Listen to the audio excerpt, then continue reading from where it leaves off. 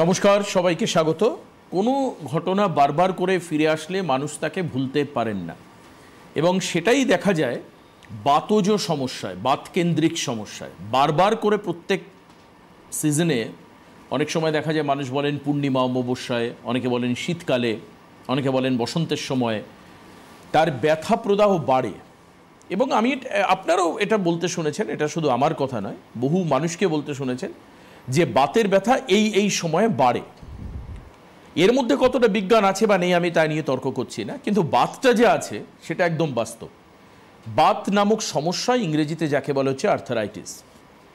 এই আর্থারাইটিসের জন্য যে ঘটনাটা ঘটে সেটা হচ্ছে ব্যথা, যেটা অলরেডি আমি বললাম পেইন। এটা হচ্ছে একদম ইউনিভার্সাল ট্রুথ যে বাত হবে এবং তার থেকে ব্যথা হবে।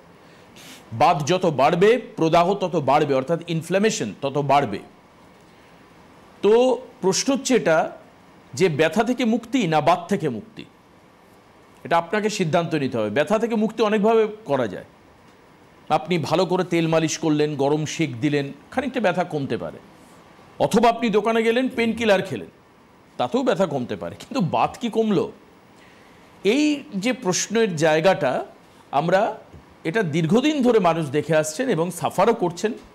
অনেক ক্ষেত্রে তারা চিকিৎসা করাচ্ছেন, অনেক ক্ষেত্রে ব্যথা যন্ত্রণাকে ভাগ্যের পরিহাস বলে মানুষ মেনেও নিচ্ছেন।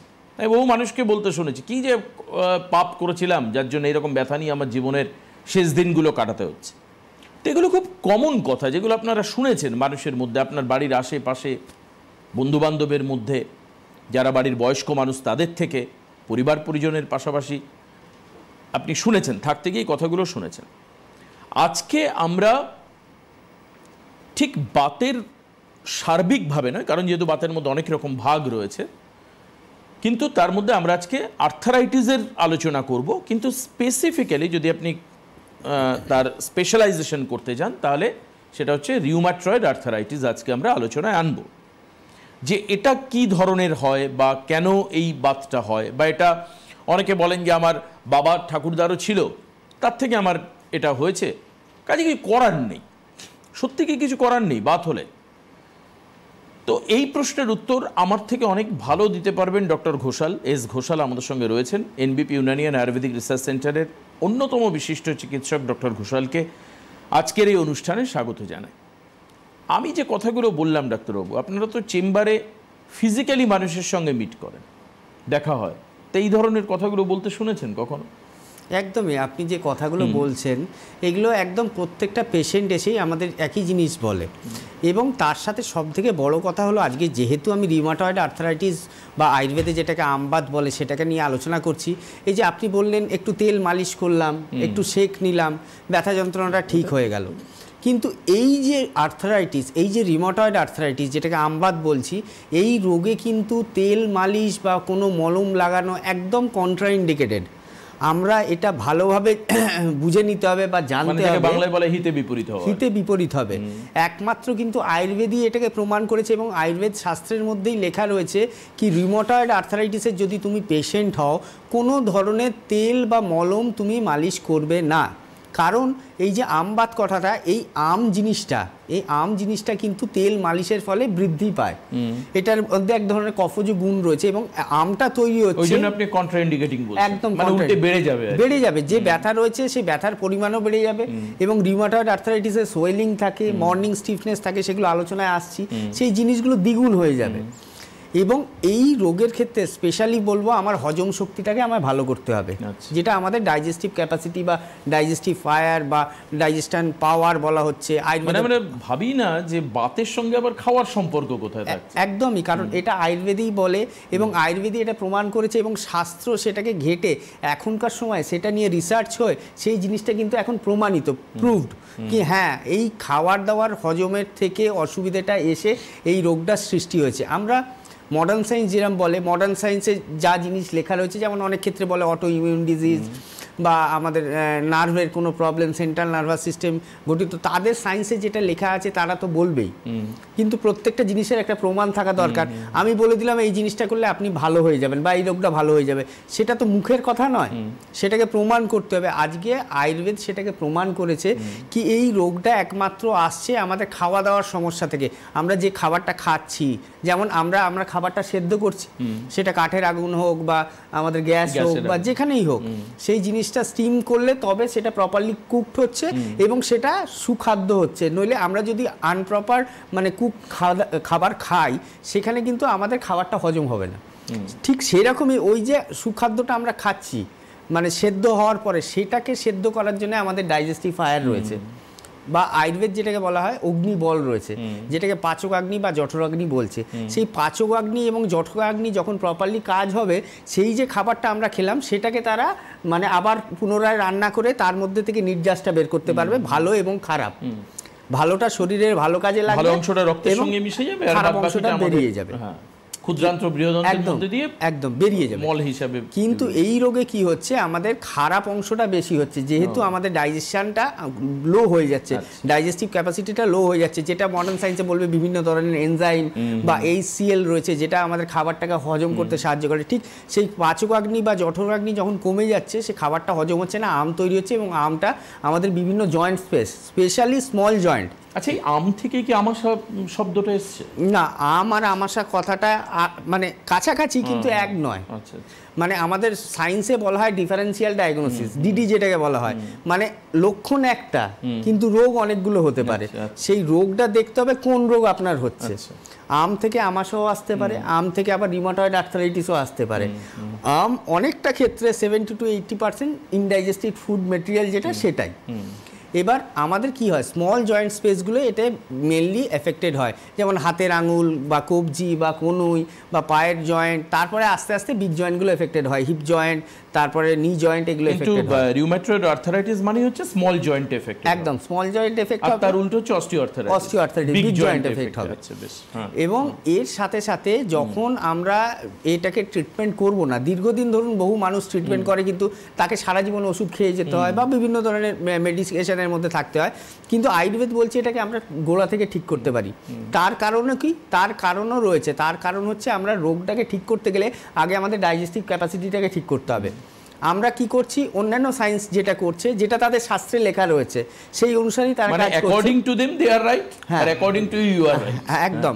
এবং তারা কি করছে, ব্যথা হচ্ছে সিমটোমেটিক ট্রিটমেন্ট হচ্ছে, আমার ব্যথা হচ্ছে ব্যথার ওষুধ দাও, আমার ফুলে গেছে ফোলার ওষুধ দাও যাতে সোয়েলিংটা কমে যায়। কিন্তু আয়ুর্বেদ কি করছে, ওই দুটোকে তো গার্ড করছেই, ব্যথা এবং ফোলা, তার সাথে সাথে আয়ুর্বেদ কি করছে, এই যে কারণটা কি কারণে এই রোগটা সৃষ্টি হচ্ছে তার ট্রিটমেন্টটা করছে। কি আগে আমরা আম হওয়াটাকে বন্ধ করব, আগে ডাইজেশন পাওয়ার যেটা রয়েছে সেটাকে বাড়াবো, আগে আমাদের দীপন পাচন করব, যার মাধ্যমে আমাদের হজম শক্তি বাড়ে।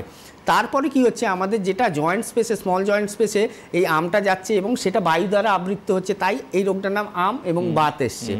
সেই আবরণটাকে আমরা ভাঙবো আমাদের ট্রিটমেন্টের মাধ্যমে। আবরণটা যখন ভেঙে যাবে, বায়ুর আবরণটা যেটা আমটাকে ঘেরে রয়েছে, ব্লাড সার্কুলেশন একদম ওটা চলে যাবে এবং ওটা শরীর থেকে বেরিয়ে যাবে এবং রোগটা একদম গোড়া থেকে ঠিক হবে। আচ্ছা, তাহলে এই হচ্ছে আসল রহস্য এর পিছনে।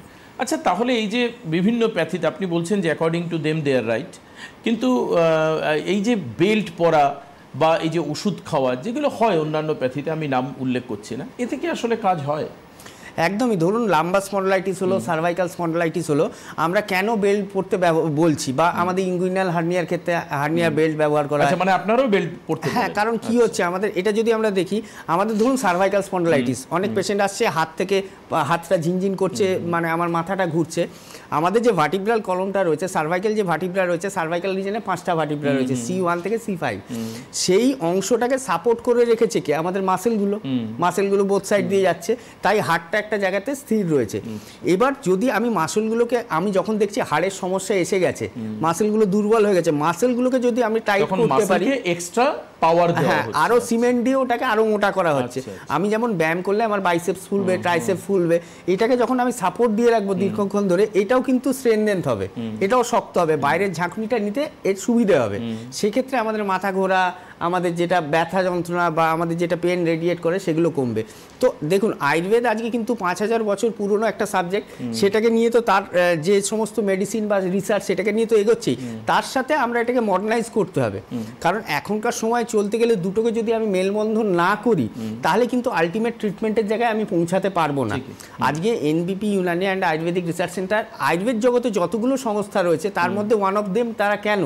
এই কারণটাই, কারণ আমরা প্রাচীন আয়ুর্বেদকে আমরা মডার্নাইজ করে সেটাকে আমরা ঠিকভাবে রিসার্চ করে সেই জায়গাটায় আমরা কাজে লাগাই। মানে এই ক্ষেত্রে অ্যাডিশন এবং অল্টারনেশন রয়েছে আপনাদের, এটা আপনাদের একটা রিসার্চ ওয়ার্ক এবং যার জন্য তার থেকে একটা রেজাল্ট আপনি মানুষকে দিতে পাচ্ছেন। এক এক করে আপনাদের ফোন নেব, তবে এটা হচ্ছে আয়ুর্বেদের গোড়ার কথা খানিকটা আমরা আলোচনা করলাম, যেটা আপনাদেরও হয়তো সুবিধা হবে শুনলে। সুবিধা মানে চিকিৎসার জন্য সুবিধা না, শুনলে সুবিধা হবে হচ্ছে বিলিভ, কনফিডেন্স, আয়ুর্বেদের প্রতি মানুষের বিশ্বাস। এই বিশ্বাসটাকে আবার রিবিল্ড করবার একটা প্রক্রিয়া, যেটা এনবিপি Unani and Ayurveda research centre করছে, এবং সেই জায়গায় কিন্তু এর একটা গুরুত্বপূর্ণ ভূমিকা আছে। আমি জাস্ট কেউ একজন রয়েছেন ফোন, ওয়েট করুন, জাস্ট আমি একটা প্রশ্ন ডক্টর ঘোষালকে করতে চাই। আপনি বললেন যে খাদ্যের তালিকার মধ্যেই লুকিয়ে আছে অনেক রোগের গুঁড়ো কথা, মানে কোট আনকোট আপনি এই কথাটা বললেন। আমাকে একটু বলুন যে 3-4টে খাবারের নাম এরকম, ডক্টর ঘোষাল, মানুষ হয়তো আজকে জানতে চাইছেন, 3-4টে খাবারের নাম বা 5টা খাবারের নাম যার থেকে এই আম তৈরি হতে পারে বা আম তৈরি হওয়ার প্রবণতাটা বাড়বে। আপনি যদিও বলেছেন ইনডাইজেশনের ফলে হয়, অর্থাৎ হজম হচ্ছে না তার জন্য হয়, কিন্তু এমন কি কোনো খাবার আছে যেগুলো খেলে এই আম প্রবৃত্তিটা বাড়ে? একদমই ঠিক প্রশ্ন। যেগুলোর মধ্যে আমাদের 6 ধরনের রস রয়েছে, মধুর, অম্ল, লবণ, কটু, তিক্ত, কষায়। আচ্ছা, এই 6টা রস রয়েছে, 6টার আলাদা আলাদা গুণ রয়েছে, এবং বিভিন্ন রোগে বিভিন্ন রসের প্রাধান্য বাড়ে। সেই রসগুলো মানে কি হরমোন না, এই রস হচ্ছে, রস মানে টেস্ট, যেটা আমরা খাচ্ছি। আমরা ধরুন আমরা খেলাম যেমন স্বাদ রস, আমরা ধরুন খেলাম আমলকিটা টক টক, মানে সাওয়ার টেস্ট, টক যখন চিবালাম টক, কিন্তু ওটা যখন আমাদের পেটে যাচ্ছে ওটা মধুর গুণ হয়ে যাচ্ছে, ওটা হয়ে যাচ্ছে সুইট, সেটা কিন্তু আমরা টেস্টটা পাচ্ছি না, ওটা স্টমাকে গিয়ে ওর গুণটাকে পরিবর্তন করছে। যে খাবারগুলোর মধ্যে মধুর এবং লবণের পরিমাণ বেশি থাকে, মানে মিষ্টি জাতীয় খাবার, ফ্যাট ফুড যেগুলোর মধ্যে বেশি থাকে, লবণের পরিমাণ, সেখান থেকে আমটা হওয়ার সম্ভাবনা বেশি থাকে। তাই আমরা বলি বেশিরভাগ সময় ফাস্ট ফুড খাবেন না বা স্পাইসি ফুড খাবেন না, যতটা পারবেন তেল ঝাল মশলা কম খাবার খাবেন, অথবা মিষ্টি কিছু খেলেও রেস্ট্রিক্টেড খান না, না খেলে কি করে চলবে? আমিও খাই। এই জন্যই আপনি এই ফাঁকাটা রেখে গেলেন। এগুলো হচ্ছে টেকনিক্যাল ব্যাপার। যাই হোক, আপনারা খান, বাট আন্ডার রেস্ট্রিকশন, মানে তার একটা লিমিট থাকবে। একেবারে দোকানে গিয়ে 10টা রসগোল্লা খেয়ে ফেললেন দাঁড়িয়ে, এটা কোনো কৃতিত্বের কাজ নয়। এবার আসুন আপনাদের সমস্যার কথা খানিকটা শুনি। এটা তো গেল মূলত এর কথা, রিউম্যাটয়েড আর্থারাইটিসের কথা, এবং এর চিকিৎসা আয়ুর্বেদে সম্ভব। কোথা থেকে সম্ভব? গোড়া থেকে সম্ভব। সেই কারণের জন্য এই প্রোগ্রামটা আপনার কাছে ইম্পর্টেন্ট। শুনুন খুব ভালো করে মন দিয়ে, এবং যারা আজকের এই অনুষ্ঠানে ফোন করতে চান তারা টিভি স্ক্রিনের উপরে যাওয়া যে সরাসরি নাম্বারে, সেখানেও ফোন করতে পারেন। আমি উল্লেখ করে দেব, যদি রিউম্যাটয়েড আর্থারাইটিসের কোনো পেশেন্ট থাকেন, তিনি অন্য প্যাথিতে চিকিৎসা করছেন, প্যাথির নাম বলার দরকার নেই, ওষুধের নাম বলার দরকার নেই, কিন্তু আপনি আমাকে বলুন তো, যে ওষুধ না খেয়ে, ওষুধ বন্ধ যদি করে দেন আজকের দিনে দাঁড়িয়ে আপনি, বা অনেক সময় হয়তো বন্ধ করে দিয়ে দেখেছেন টেস্ট করে, তাহলে কি আবার সেই রিউম্যাটয়েডের ব্যথা যন্ত্রণা আসে? আবার কি সেই বাতজ ব্যথায় আপনাকে কষ্ট পেতে হয়? এই অভিজ্ঞতার কথাটাও আপনাদের থেকে শুনবো। কে আছেন ফোনে? হ্যালো। শুনতে পাচ্ছি স্যার। হ্যাঁ বলুন, বলুন, আমি আপনার কথা শুনতে। কি খাওয়া বারণ আছে স্যার, একটু বলবেন? আপনি কোথা থেকে বলছেন? আমি বলছি লেক টাউনের পাশে শ্রীভূমি আছে, লেক টাউনের পাশে শ্রীভূমি থেকে। বেশ বেশ, আপনি আমাকে একটু বলুন তো, যে আপনার কি রিউম্যাটয়েড আর্থারাইটিসের সমস্যা আছে? আচ্ছা, বয়স কত এখন? বয়স কত এখন আপনার? 74 প্লাস। আচ্ছা, কতদিন ধরে এই রোগটা রয়েছে? অনেক দিন ধরে রয়েছে স্যার, ওষুধ খেয়েছে, আগে পিজিতে দেখিয়েছি। হ্যাঁ, কোনো জায়গার নাম বলার দরকার নেই। বলছি, আঙুলগুলো কি বেঁকে গেছে না এখনো সোজা রয়েছে? না, বেঁকে গেছে। আচ্ছা, ফোলা ভাব রয়েছে, হাঁটাচলা করতে কষ্ট হয়? হ্যাঁ, প্রচন্ড কষ্ট হয়, চেয়ার নিয়ে হাঁটাচলা করি, লাঠি নিয়ে হাঁটাচলা করি। আয়ুর্বেদিক ট্রিটমেন্ট করিয়েছেন এর আগে? না স্যার, আয়ুর্বেদিক ট্রিটমেন্ট করাইনি। ঠিক আছে, আপনি টিভিতে শুনতে থাকুন, আমি বলছি কি করলে ভালো হয়। দেখুন, আজকে আমরা যে রোগটা নিয়ে আলোচনা করছি, রোগটার কিন্তু একদম যে লক্ষণগুলো, হাত পায়ের আঙুল বেঁকে যাওয়া, সবটাই এবং এত ভয়ানক অবস্থা হয়েছে। দেখুন, দীর্ঘদিন ধরে এবং একটা এজ রিলেটেড প্রবলেমও থাকে। আমরা যদি 30 বছরের একটা ছেলের জ্বর হয়, তার যতটা বডি ইমিউনিটি, তার যতটা রোগের বিরুদ্ধে তার কাজ করার ক্ষমতা, আমাদের যে প্রতিরোধ ক্ষমতা, সেটা কিন্তু একজন 60 ঊর্ধ্ব লোকের থাকবে না কখনো। 74 বছর বয়স। হ্যাঁ, 70 আপ ওনার বয়স। তো আপনাকে আমি একটাই কথা বলবো যে হাঁটা চলা করতে অসুবিধা হচ্ছে, চেয়ার ধরে আপনি হাঁটছেন, দীর্ঘদিন ধরে ট্রিটমেন্ট করছেন, শুধু আপনি নয়, হয়তো এই প্রোগ্রামটা আজকে বিভিন্ন জায়গা থেকে বিভিন্ন লোকে ওয়াচ করছেন যারা পেশেন্ট রিউমাটয়েড আর্থারাইটিসের, তাদের ক্ষেত্রেও সেম ঘটনাটা হয় এবং আমরা চেম্বারে যারা আসেন বহুদিন ট্রিটমেন্ট করার পর, তাদের ক্ষেত্রেও সমান হয়। আমরা রেগুলার বলতে পারি, বিভিন্ন জায়গায় আমাদের চেম্বার রয়েছে, তো সেখানে 3-4টে করে রিউমাটয়েড আর্থারাইটিসের পেশেন্ট পাওয়া যায়। আপনার স্পেসিফিক প্রশ্নটা ছিল কি কি খাওয়া যাবে। আমি প্রথমেই বলে দিলাম, যেগুলো খাবার হজম করতে সুবিধে, একদম ব্লান্ট ডায়েট, যেটা আমরা জন্ডিস হলে বলি, কোনো তেল ঝাল মশলা একদম কিছু খাবে না, একদম ব্লান্ট ডায়েট খাবেন। আর শুকনো আদা, যেটাকে শুঁট বলা হয়, যেটা আমাদের পাচন ক্ষমতাটাকে বাড়ায়, রেগুলার হাফ চামচ করে, টেবিল স্পুন মানে ছোট চামচের হাফ চামচ উষ্ণ গরম জলের সাথে খাবেন, তাহলে হজম শক্তিটা আপনার বাড়বে, আমটা পুনরায় তৈরি হবে না। আদা শুকনো আদাকে ডাস্ট করে নেবে গ্রাইন্ডারে দিয়ে, সেই শুকনো আদা হাফ চামচ করে টেবিল স্পুন রোজ সকালে গরম জলে খাবে, তাহলে আমাদের মানে হজম শক্তিটা বাড়বে। এবং তার সাথে সাথে আপনাকে বলবো, লেক টাউনের কাছাকাছি যে কোনো চেম্বারে, এনবিপির যে কোনো চেম্বারে আপনি একটু কাইন্ডলি যোগাযোগ করুন।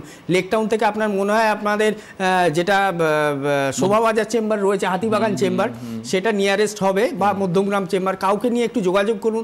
এতদিন যে কষ্ট পাচ্ছেন, বাড়ির মধ্যে হাঁটাচলা করতে অসুবিধা হচ্ছে, এগুলো দেখবেন একদম অনেকটাই কমে যাবে এবং আশা করছি বাকি জীবনটা অনেকটাই সুস্থভাবে কাটাতে পারবেন। বেশ, আপনার আজকের রাতে ঘুমটা ভালো হোক, আমরা এটা চাই। কারণ এই ধরনের মানুষ না অনেক বেশি চিন্তা করেন যে আমার এই বয়সে গিয়ে এবার কি হবে।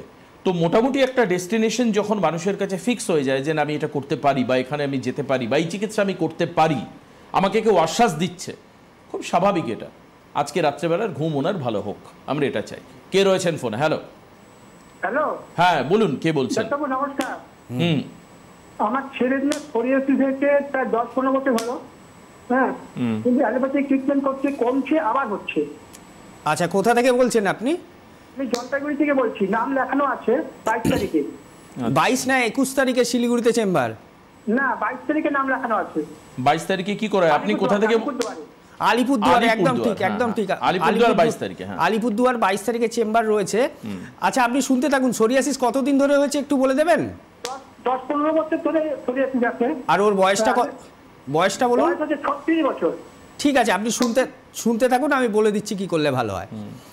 তো আমরা সোরিয়াসিস নিয়ে মাঝে মাঝে আলোচনা করি। এটা এক ধরনের সাইকোসোম্যাটিক ডিসঅর্ডার। এটা নিয়ে আলোচনা করলে হয়তো এপিসোডটা আর একটা লাগবে, কিন্তু শর্টে বলে দিচ্ছি। আপনি 22 তারিখে আলিপুরদুয়ারে নাম লিখিয়েছেন, যেখানে আমাদের সংস্থা সিএমডি ডক্টর বি শর্মা নিজে উপস্থিত থাকবেন এবং নিশ্চিন্তভাবে আপনাকে আমি বলছি, নিশ্চিন্ত করছি, কারণ এই রোগটা কি একটা আমাদের মনে হয় মানুষের থেকে দূরত্ব সৃষ্টি করে দেয়। এটা কিন্তু জীবন নিয়ে নেবে না, বা এটা কোনো ছোঁয়াচে রোগ নয়, একজনের থেকে একজনের হবে। মানে অনেকে হয়তো এর সঙ্গে লেপ্রসি গুলিয়ে ফেলেন। একদম, লোকে ভাবে কি হয়তো ছুঁয়ে গেলে আমার হয়ে যেতে পারে, ওই জন্য একটু সেপারেট করে দেয়। কর্মক্ষেত্রে হোক, স্কুলে কলেজে হোক, বন্ধু বান্ধবদের মধ্যে হোক, পাড়ার আড্ডায় হোক, একটু দূরত্ব বজায়, তখনই আরও চিন্তা বাড়তে থাকে, রোগটার প্রবণতা আরও বাড়তে থাকে। এবং তার জন্য যদি সোরিয়াসিসকে একদম গোড়া থেকে ঠিক করতে হয়, যেটা আমি রিউমাটয়েড আর্থ্রাইটিসে বললাম, আপনাকে আয়ুর্বেদের হাত ধরতেই হবে।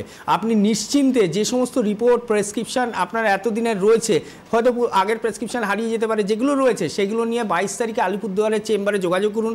একদম বাটা মোড়ের কাছে আমাদের চেম্বার রয়েছে, ডাক্তারবাবু থাকবেন ওখানে, দেখবেন অনেক ভালো থাকবে আপনার ছেলে এবং ভবিষ্যতে এটা রিল্যাপস হয়ে আসবে না। আপনি কি এই কারণের জন্য সাইকো কথাটা ব্যবহার করলেন? হ্যাঁ, সাইকোসোম্যাটিক, মানে যেহেতু মানসিক অবস্থা থেকে, মানে মানসিক অবসাদ থেকে আরো রোগের প্রকোপ বাড়বে আর কি, প্রবণতা বাড়বে। আচ্ছা, আরো আরেকজন রয়েছেন ফোনে। এই ফোনটা নেওয়ার পর আমি চেম্বার কবে কোথায় ডাক্তারবাবুরা থাকছেন, এনবিপি ইউনানি অ্যান্ড আয়ুর্বেদা রিসার্চ সেন্টারের পুরো মানে এই মাস এবং সামনের মাসের সেকেন্ড উইক, সামনের মাসের পুরোটাই প্রায় লিস্ট আপনাদেরকে বলে দেবো। কাজেই যদি প্রয়োজন হয় খাতা ডায়েরি পেন নিয়ে বসতে পারেন। কে আছেন ফোনে? হ্যালো। হ্যালো। হ্যালো। হ্যাঁ, টিভির ভলিউমটা আগে মিউট করুন। টিভির ভলিউমটাকে আগে মিউট করে নিন। এবার বলুন কি হয়েছে আপনার। একদম। হ্যাঁ, হ্যালো। হ্যাঁ বলুন। হ্যালো, বলুন, শুনতে পাচ্ছি। হ্যাঁ বলছি যে আমার সমস্ত জয়েন্টে ব্যথা প্লাস পায়ের তলায় ব্যথা, মানে হাতের ডান হাতের আঙুলের অনামিকা আঙুলটা মাঝে মাঝেই বেঁকে যায়। আচ্ছা, এটা কতদিন ধরে হচ্ছে? আমার এটা অনেকদিন ধরেই হচ্ছে, 6 মাস তো হবেই কম করে। কোনো ডাক্তারবাবুকে দেখিয়েছেন? ডাক্তাররা কিছু বলেছে কি রোগ হয়েছে? হ্যাঁ ডাক্তারবাবু, আমি মানে জেনারেল দেখিয়েছিলাম আমাদের হসপিটালে, কিন্তু উনি বলেছিলেন যে আর্থারাইটিস। আজকে এটা দেখে আমি আপনাকে ফোন করি। আচ্ছা, কোথা থেকে ফোন করছেন আপনি? ডান বেলানগর বললে বুঝবেন, যে ডানকুনি থেকে কড লাইনে বেলানগর। ঠিক আছে, আপনি টিভিতে শুনতে থাকুন, আমি বলে দিচ্ছি কি করলে ভালো হয়। তো দেখুন, আমরা হয়তো যাই ট্রিটমেন্টের জন্য, আমি কি বললাম, সিমটোমেটিক ট্রিটমেন্টটা আমরা হয়তো আদারপ্যাথির ক্ষেত্রে বেশি পাই। গোড়া থেকে রোগটা ঠিক করতে হবে। আপনার যে জয়েন্ট স্পেসগুলো ব্যথা করছে, এই যে বলছেন কোড়ে আঙুলটা বেঁকে যাচ্ছে, উনি আজকের প্রোগ্রামটা হয়তো ফলো করেছেন, দেখছেন কি এই রোগের ক্ষেত্রে আঙুলগুলো বেঁকে যায়। হয়তো অনেক জায়গায় যাই, সেখানে বেশি সময় নিয়ে ডাক্তারদের সাথে আলোচনা করতে পারি না, ডাক্তাররাও অতটা সময় পায় না এক্সপ্লেন করার কি আপনার কি রোগ হয়েছে, অনেক চাপ থাকে। হ্যাঁ, ব্যথা হয়েছে, ব্যথার দুটো ওষুধ খান, আপাতত আরাম পেয়ে গেল, ব্যাস ঠিক আছে। কিন্তু আপনাকে যদি রোগটাকে ঠিক করতে হয়, আপনি ডানকুনি থেকে ফোন করেছেন, আপনি একটু এনবিবির যে কোনো চেম্বার, ডানকুনির যেটা নিয়ারেস্ট মনে হবে, ডানকুনি থেকে আপনার এটা চেম্বার, আপনার দাসনগরে বাল্টিগিরি চেম্বারটার কাছে হতে পারে, সেই চেম্বারে একটু যোগাযোগ করে নিতে পারেন। এবং যখন আসবেন, ডাক্তাররা কী ওষুধ দিয়েছিল সেইগুলো নিয়ে একটু যোগাযোগ করবেন। কারণ সবসময় আমি বলি, রোগকে কখনো ধামাচাপা দিয়ে রাখবেন না। 3 মাস, 4 মাস, 5 মাস, 6 মাসের পুরনো রোগ, হ্যাঁ একটু ওষুধ খাচ্ছি, সেরে যাচ্ছে, ঠিক আছে বাবা আমি এখন দেখাবো না, যখন বাড়াবাড়ি হবে তখন দেখাবো, তখন রোগটা হাতের বাইরে চলে যাবে। যখন সেটা প্রথমেই বাড়ছে, তখনই তার ট্রিটমেন্ট করুন, চিকিৎসা করুন, পরীক্ষা করুন, কি হয়েছে ডায়াগনোসিস হোক, তার ট্রিটমেন্টটা খুব ভালোভাবে হয় এবং পেশেন্ট খুব তাড়াতাড়ি সুস্থ হয়। অর্থাৎ শুধুমাত্র সিমটোমেটিক ট্রিটমেন্ট নয়, বরঞ্চ কনসেন্ট্রেট ট্রিটমেন্ট করতে হবে, যেখানে আমি বুঝবো যে আমার রোগের উৎপত্তি স্থলটা কোথায়। এটা যখন আপনি জানতে পারবেন না, খুব অদ্ভুত ব্যাপার। আপনার এই যে কিছুক্ষণ আগে ডাক্তারবাবু বললেন যে সোরিয়াসিস হচ্ছে সাইকোসোমেটিক ডিসঅর্ডার, ঠিক ওরকমভাবে আপনার সাইকোলজিও কাজ করবে যে না, তাহলে আমার ওই জিনিসটাকেই আমার ঠিক করতে হবে, এবং এর ফলেই কিন্তু একটা কনসেন্ট্রেশন তৈরি হবে রোগের প্রতি, যেটা আপনাকে সারিয়ে তুলতে সাহায্য করবে। পরের ফোনে নেব, এবং এই ফোনটার পরে আমি চেম্বার অ্যানাউন্স করব। কে আছেন ফোনে? হ্যালো, আমি পুরুলিয়া থেকে রয়েছি, সৌরভ গাঙ্গুলি। আচ্ছা বেশ, বলুন কি হয়েছে আপনার। আমার মায়ের এক সমস্যা হয়েছে। হ্যাঁ বলুন না, কি হয়েছে শুনি।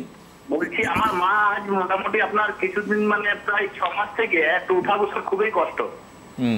আচ্ছা, বয়স বললেন উনি হাঁটা চলা করতে পারছে না, উনি উঠতে বসতে খুব কষ্ট, বয়স প্রায় 65। আচ্ছা, তার জন্য কোনো চিকিৎসা করিয়েছেন, ডাক্তারকে দেখিয়েছেন? না, আমরা সেরকম কাউকে দেখাতে পারিনি আর কি। আচ্ছা ঠিক আছে, আপনি বলুন। আপনার মা প্রেশার বা সুগার বা থাইরয়েডের কোনো ওষুধ খান? হ্যাঁ, থাইরয়েডের তো ওষুধ খায় মা। আচ্ছা ঠিক আছে, আপনি একটু শুনতে থাকুন, আমি বলে দিচ্ছি কি করলে ভালো হয়। তো যে ব্যথা যন্ত্রণা নর্মাল ব্যাপার, এনার ক্ষেত্রেও আমি একই কথা বলবো যে বসতে গেলে, বসে উঠতে গেলে অসুবিধা হয়। এটা মেনলি হাঁটুর সমস্যা মনে হচ্ছে, অস্টিও আর্থারাইটিস নি জয়েন্ট, যেখানে ডিজেনারেশন হচ্ছে, দুটো হাঁটু পরস্পর ঘষা লেগে, মানে হাঁটুর হাড় দুটো হাঁটুতে ঘষা লাগতে পারে না, হাঁটুর মধ্যে যে ফিমার বোন রয়েছে, টিবিয়া ফিবিউলা রয়েছে, সেগুলো ঘষা লেগে ক্ষয় হচ্ছে, এবং যেখান থেকে একটা পেন তৈরি হচ্ছে, যার জন্য এই বসে উঠতে কষ্ট হচ্ছে, হাঁটাচলা করতে কষ্ট হচ্ছে। বা কোমরের যদি সমস্যা থাকে, সেখানে lumbar spondylitis, prolapse intervertebral disc disorder, osteophytic change, এইগুলো থাকতে পারে। পুরুলিয়াতেই আমাদের চেম্বার আছে, যেখানে ডক্টর হালদার যান, প্রত্যেক মাসে যান, সামনেই পুরুলিয়ার চেম্বার আছে। একটু পরে দেবাশিসবাবু অ্যানাউন্স করে দেবে কবে পুরুলিয়ার ডেট আছে, সেটা একটু নোট করে নিন। নিচে হেল্পলাইন নাম্বার যাচ্ছে দেখুন দুটো, একটা লাস্টে 27, একটা 37, নাম্বার দুটো সেভ করে নিন। প্রোগ্রাম শেষে ফোন করে একবার আমাদের চেম্বারে এসে দেখিয়ে নিন, অবশ্যই আপনার মা ভালো থাকবেন। আচ্ছা, এবার আপনাকে একটা বিতর্কিত প্রশ্ন জিজ্ঞেস করি, আপনি উত্তর দিতেও পারেন, নাও দিতে পারেন, যেটা আমি মানে শুনেছি, আমার তাই মনে হলো আর কি, এই জন্য জিজ্ঞেস করি। সেদিন ট্রেনে শুনছিলাম একজন বলছে ট্রেনে একটা প্রোডাক্ট বিক্রি করবার সময় যে বসতে গেলে মাটি, উঠতে গেলে লাঠি, ব্যথার জন্য বিক্রি করছে কড মাছের হাড়। না, আমার প্রশ্ন হচ্ছে যে আয়ুর্বেদ তো অনেক গাছগাছলার এক্সট্রাক্টের উপরে বিশ্বাস করে।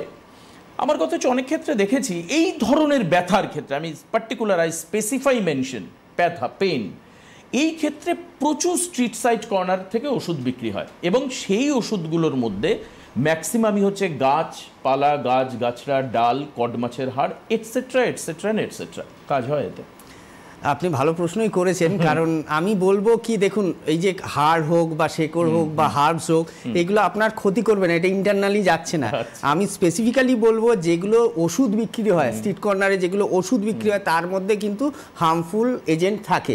সেই ওষুধ আপনারা খাবেন না, আপনারা গাছপালা লাগিয়ে যদি মানসিক শান্তি পান, কারণ সায়েন্সের ওপরে কিন্তু আধ্যাত্মবাদ, বিয়ন্ড সায়েন্স কিছু রয়েছে, সেটা নিয়ে আমি ঘাঁটাবো না, সেটা আপনাদের বিশ্বাস, আপনাদের ব্যাপার। কিন্তু কোনো ওষুধ স্ট্রিট কর্নার থেকে কিনবেন না, তার মধ্যে বিভিন্ন ধরনের জিনিস মেশানো থাকে যেটা ভবিষ্যতে আপনার ক্ষতি করতে পারে। বেশ, ঠিক আছে, আমি চেম্বারগুলো বলে দিই। যিনি রয়েছেন ফোনে একটু ওয়েট করুন, শুনে নিন চেম্বার কোথায় কবে কি রয়েছে, তারপর আপনার ফোনটা আমরা অ্যাটেন্ড করবো, নেবই, অবশ্যই নেব। 20 তারিখে চেম্বার হচ্ছে আরামবাগে, ডক্টর এ হালদার থাকবেন। 21 তারিখে শিলিগুড়ির চেম্বার ডক্টর বি শর্মা থাকবেন। স্পেসিফিক্যালি শিলিগুড়ির চেম্বার খুব ইম্পর্টেন্ট, মাথায় রাখবেন, ডক্টর শর্মা উপস্থিত থাকছেন এই চেম্বারে। 21 তারিখ হচ্ছে বাঁকুড়ার চেম্বার, ডক্টর এ হালদার থাকবেন। 22 তারিখ আলিপুরদুয়ারে ডক্টর বি শর্মা থাকবেন। অলরেডি একজন বললেন সোরিয়াসিসের পেশেন্ট, তিনি আলিপুরদুয়ারে নাম লিখিয়েছেন। 22 তারিখে পুরুলিয়াতে চেম্বার রয়েছে, ডক্টর এ হালদার থাকবেন। 22 তারিখে গুয়াহাটিতে চেম্বার রয়েছে, ডক্টর এস ঘোষাল থাকবেন। 22 তারিখে বোলপুরের চেম্বার রয়েছে, ডক্টর এস ভাদুড়ি থাকবেন। 23 তারিখে ঝাড়গ্রামে চেম্বার, ডক্টর এ হালদার থাকবেন। 26 তারিখে বনগাঁতে ডক্টর নীলাঞ্জনা ভট্টাচার্যা এন ভট্টাচার্যা থাকবেন। 27 তারিখে ক্যানিংয়ে চেম্বার, ডক্টর আর দে থাকবেন। 27 তারিখে রায়গঞ্জে চেম্বার রয়েছে, ডক্টর এস ঘোষাল থাকবেন। 28 তারিখে চেম্বার খুব ইম্পর্টেন্ট, মাথায় রাখবেন, অনেকদিন পর ডক্টর শর্মা আবার কাকদ্বীপে যাচ্ছেন। ডক্টর শর্মা অর্থাৎ সিএমডি স্যার সেখানে উপস্থিত থাকছেন কাকদ্বীপে 28 তারিখে। 28 তারিখে খড়গপুরে চেম্বার রয়েছে, ডক্টর এন ভট্টাচার্যা থাকবেন। 28 তারিখ মালদাতে ডক্টর এস ঘোষাল থাকবেন। 28 তারিখে হচ্ছে বহরমপুর, ডক্টর এ হালদার থাকবেন। 29 তারিখ কোচবিহারে ডক্টর এস ঘোষাল থাকবেন। 29 তারিখে জামশেদপুর চেম্বার রয়েছে, ডক্টর এন ভট্টাচার্যা থাকবেন। 29 তারিখ কৃষ্ণনগর, ডক্টর এ হালদার থাকবেন।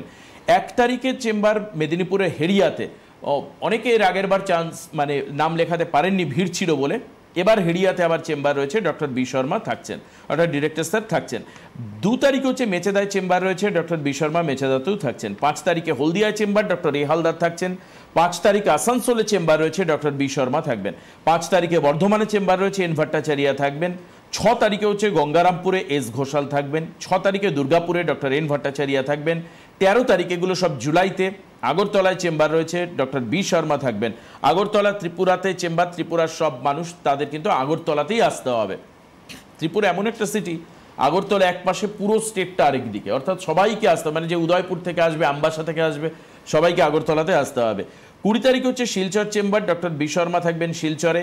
এই লাস্টের 3টে চেম্বার, আই রিপিট এগেইন, খুব ইম্পর্টেন্ট, শিলচর 20 তারিখে ডক্টর বি শর্মা থাকবেন। ডিব্রুগড় ডক্টর এস ঘোষাল থাকবেন, যিনি আজকে লাইভে রয়েছেন। 22 তারিখে দিল্লিতেও ডক্টর এস ঘোষালই থাকছেন, দিল্লিতে চেম্বার এস ঘোষাল থাকছেন। এই হচ্ছে চেম্বারের শিডিউল। যদি আপনারা স্কিপ করে যান, মিস করে যান, অবশ্যই আবার এই প্রোগ্রাম ইউটিউবে আপলোড থাকবে, সেখান থেকে আপনি দেখে নিতে পারেন। একজন আমায় সেদিন প্রশ্ন করলেন, আপনি আমাকে এটা একটু বলে দিন যে একই ডেটে, নর্মাল মানে একদম কমন কোশ্চেন, কিন্তু ট্রু কোশ্চেন, বলছেন একই ডেটে একাধিক জায়গায় আপনাদের চেম্বার থাকছে, একই সঙ্গে কি করে চেম্বার এত জায়গায় হয়? হ্যাঁ, মানে এটা একদম রিয়েলি জিজ্ঞেস করেছেন একই সঙ্গে হয়। আচ্ছা, যদি সব জায়গায় চেম্বার হয়, এনবিপি তো একটা সংস্থা, একই সঙ্গে বাঁকুড়া, বীরভূম, পুরুলিয়া, মেদিনীপুর সব জায়গায় একই সঙ্গে একই গুণগত মান ট্রিটমেন্ট সম্ভব কি? একদমই, কারণ এনবিপিতে যে সমস্ত ডাক্তাররা রয়েছেন, doctor Haldar, doctor Dey, doctor Bhaduri, doctor Bhattacharya sir, আমাদের সিএমডি স্যার ডক্টর শর্মা, বা আমি হলাম, বা নতুন যে ডাক্তাররা জয়েন করছেন ডক্টর খাঁ রয়েছেন, তো তাদের যে ট্রিটমেন্ট প্রসিডিওর সেটা কিন্তু সেম। এবং যে মেডিসিনটা আমরা ইউজ করছি সেটা বীরভূমেও যা ইউজ করছি, দার্জিলিংয়েও তাই ইউজ করছি, বা পুরুলিয়াতেও তাই ইউজ করছি, যেখানেই যাচ্ছি একই মেডিসিন, এবং সেন্ট্রাল প্রসিডিওর, একদম সেন্ট্রাল প্রসিডিওর। এবং যদি কারোর কোনো অসুবিধে হয়, দেখুন মানুষ মাত্রে কিছু স্কিপ আমরা করে যেতে পারি, কিন্তু এই পেশেন্টটা কেন ইমপ্রুভমেন্ট পাচ্ছে না 1 মাস পরও, সেখানে কিন্তু আমরা ওই 7 জন মিলেই বসি, সেই জিনিসটা নিয়ে আমরা আলোচনা করি এবং তার সমাধান সূত্র বেরোয় এবং তার ট্রিটমেন্ট করে তিনি ভালো থাকেন। তাই যেখানেই ট্রিটমেন্ট করুন না কেন, একই দিনে যে কটা জায়গাতেই আপনারা সবাই একই ধরনের ট্রিটমেন্ট পাবেন। বেশ, আজকের হাতে সময় নেই, তবে একটা জায়গায় একটা প্রশ্ন থেকে গেল, সেটা জিজ্ঞেস করার সময় পেলাম না, সেটা হচ্ছে সুয়েলিং এবং বাঁকা আঙুল। এই যে সিমটমগুলো উঠে আসলো, কোন স্টেজ হলে সুয়েলিং হবে এবং আঙুল বেঁকে যাবে বাতের ক্ষেত্রে, স্পেসিফিক্যালি রিউম্যাটয়েড আর্থারাইটিসের ক্ষেত্রে। পরের সপ্তাহে বা পরের কোনো দিন এই বিষয়ে ডক্টর ঘোষালকে আমার এই প্রশ্ন থাকবে। আজকে এখানে শেষ করব। অবশ্যই আপনাদের কাছের থেকে এখন বিদায় নিতে হবে, কারণ পরবর্তী অনুষ্ঠানের দিকে নজর রাখুন। অনেক ধন্যবাদ ডক্টর ঘোষালকে। নমস্কার সবাইকে।